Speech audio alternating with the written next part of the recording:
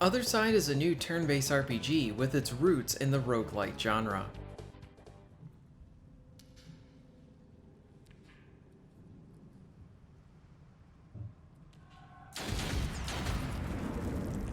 No more false prophets.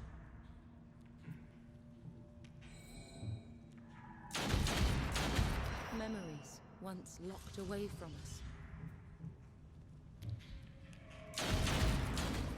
Let's start out with the battle system. When you enter a level, your soldiers will be placed onto the map, and you will not have the option to choose their placement. Before the battle really kicks in, it will be worth it to survey the battlefield so that you can get a better look at the opposition. It is important to take the time to see what enemy types there are. Enemies will follow their own move patterns, so once you learn who does what, you can sort of predict how they will attack. For example, the enemies with the handguns will attack you from a distance and focus on using moves that will need to be charged up before they can attack you. Also at the start, you can see what the individual enemy's dodge rate and armor rating is. The dodge rate relates to if someone will avoid an attack, and the armor rating protects you a bit from an enemy attack. Enemies with really high armor ratings can void most of your damage. Once you have observed the battlefield, then you need to figure out where to move your soldiers. Each of your units have a set amount of health and action points. Moving and using skills uses up your action points. At the start, your characters will have a total amount of 100 action points. The use of your action points factors into when that unit can take their next turn. For example, if a unit uses half of their action points and then chooses to end their turn, that unit will have a quicker wait time for their next turn. But if a unit uses more than half of their action points in a turn, then that unit will need to wait longer for their next turn. The bottom of the screen has a timeline you can see when your units will take their turn along with when the enemies will attack you. Using a unit's action points past 50% will cause them to go into a burst mode. This just means that you have opted to have that unit do more actions in one turn, and now that unit needs to wait longer to be able to use them again. This is something that you will need to consider in each of the battles. By using all of your action points in one turn, your unit can perform more moves and potentially eat away at the enemies, but this also means that the unit will have to wait longer before they can go into their next turn.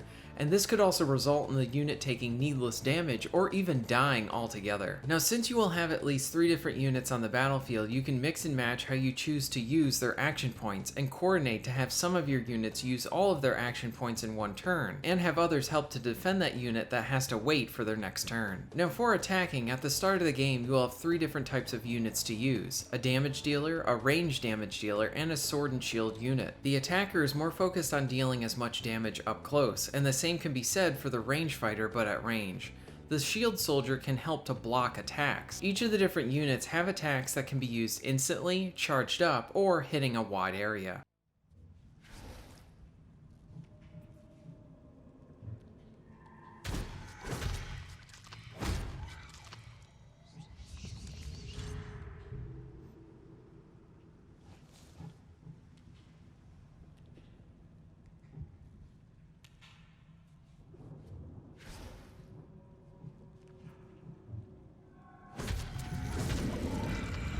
Shatter them.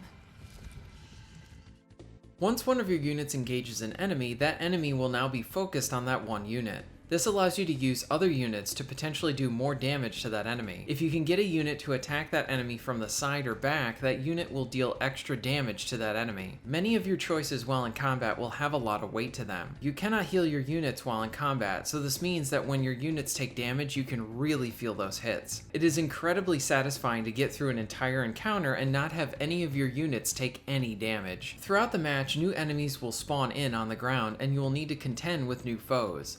Thankfully, you will know when these units will be spawning in from the timeline at the bottom of the screen. There's a variety of different mission types, like hunting missions where you need to take out all the enemies to win, survival missions where you need to survive a set amount of time and then get to the exit location, ritual missions where you need to kill a specific target with continuous respawning enemies, and rescue missions where you need to protect a target. There are also boss fights to contend with. These fights tend to have their own ins and outs to deal with, and the boss fights can deal a lot of damage while having a lot of health. health. Outside of combat, there's a bunch of stuff to do. From the fights, you will earn currency that you can use for your upgrades on your skills, along with a currency that can be used for your rewards that you keep with you on each of your runs. When your character dies, that character is sent to the cemetery. You can only revive a fallen character if you have a resurrection coin. You can use some of your red currency to generate a new soldier to fight for you. When you create a new soldier, you can choose what class she will be. With there being a large consequence to death, this is something that will factor into many of your decisions while in combat. As your characters level up, they will be able to unlock new skills. When you unlock new skills, you are given a choice between two, and this adds a little bit of personalization to them. In addition, you can slot different buffs into each of the skills to improve their efficiency. For example, you can improve how much damage that skill does, if that skill damages the enemy's armor, and more. As your characters defeat enemies, they will earn new permanent traits that will provide them with bonuses. You can earn more action points, health, and do more damage to specific enemy types. As one character learns more, you'll want to focus on reviving that specific character to better them. Now, since this game is about dying and restarting again, there is this continuous element where you have unlocks that will stay with you for each of your runs. The game calls these remembrances. Essentially, you need to complete different things to unlock more of them, like defeating different bosses, completing enemy encounters, dealing a certain amount of total damage, and more. Once you have unlocked these, you can use the shards that you have unlocked to activate different things to help you out. Some of these remembrances give your characters more total health or allow you to create soldiers at a higher level, along with dealing more damage to specific enemy types. You are essentially working towards grinding out many of these remembrances to give you a better chance at survival in the game. As you earn more shards, your total amount will grow, and so you will eventually be able to equip all of the remembrances available to you. Your soldiers can only fight once per day, and they need to rest, which essentially moves the game forward a day. Some days will unlock the option to fight the area boss, or others will put different conditions on you that you need to contend with in combat. Some decrease your dodge chance, others increase the enemy's damage but give you more rewards in battle. Also, some reduce your armor or also affect the stats of your enemies. Overall, the game can be pretty fun. I enjoyed learning the ins and outs to the game while also trying to maximize my efficiency in combat. Completing encounters and not taking any damage was rewarding. I did like that there was always some form of progression being worked on in the background and something that I could take with me in each of my new runs. A bunch of my time with it was enjoyable, but there are issues that I did encounter which we will discuss later on. I want to briefly touch on the story. I had no idea what was going on, who the characters were, what the stakes were, and what the point of it was. The story just throws you right into the deep end, and it doesn't give you any of the context that you need to understand what's going on. While I did find the story confusing, I did enjoy the trippy cutscenes.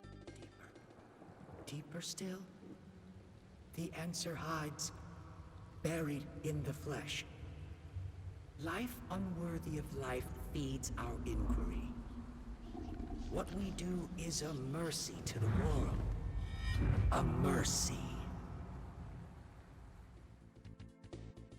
Like I said before, I had some issues with the game that hurt my enjoyment after a while, along with my motivation to continue playing. One issue that continued to hurt my experience was how slow the game was. I like that I could take my time and think out my moves to complete the encounters as best I could, but the actions of the characters and the enemies can take a bit too long to do. Considering that this game will have you dying and restarting a lot, I feel like there should be a fast forward option so that you do not need to wait through all these long executions of your inputs. This is an appreciated feature in many JRPGs nowadays, and it's something that would be greatly appreciated here. While I really like the black and white art style, I think the game needed to do more with its levels so that they did not look and feel so samey. After a while, I felt like I was playing the same mission over and over again. The environments would slightly change, but it didn't feel like I was playing anything really different. I feel like part of this is because the game has this black and white art style to it, so it doesn't really have that chance to have this luscious green forest or some type of urban settings that really stick out to the player. This lack in variety to the levels made the game feel tedious after a few hours with it. Another thing that hurt the game was a cheap second boss that is a huge early difficulty spike. This boss can cause your characters to not move, do a huge amount of area effect attacks, can push you into those area effect attacks, and do a large amount of damage. I spent a while grinding to beat him and kept failing, and then I ran into a glitch of some kind that resulted in my highest soldier not appearing in my cemetery after death. And after that, I didn't want to to continue playing anymore. Another annoying aspect was how the game does not have a progress bar on the remembrances so you know what you're working towards. You can see what you need to do, but not where you are in completing them. The game can be enjoyable to play, but it has some areas to iron out that can effectively hurt your motivation to keep playing. Overall, Othercide has both fun and frustrating aspects to it. I do like how there are things to earn for each of your runs, also allowing you to really think through your moves in combat. But at the same time, I would rather spend my time focusing on my inputs and not waiting on the actions to be completed. A fast forward button here would greatly improve this aspect of the game. The cutscenes are really trippy, but the story didn't really make any sense to me.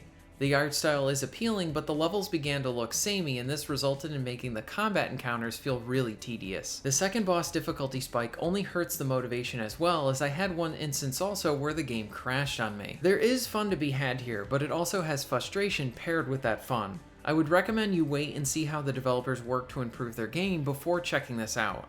Thank you very much for watching.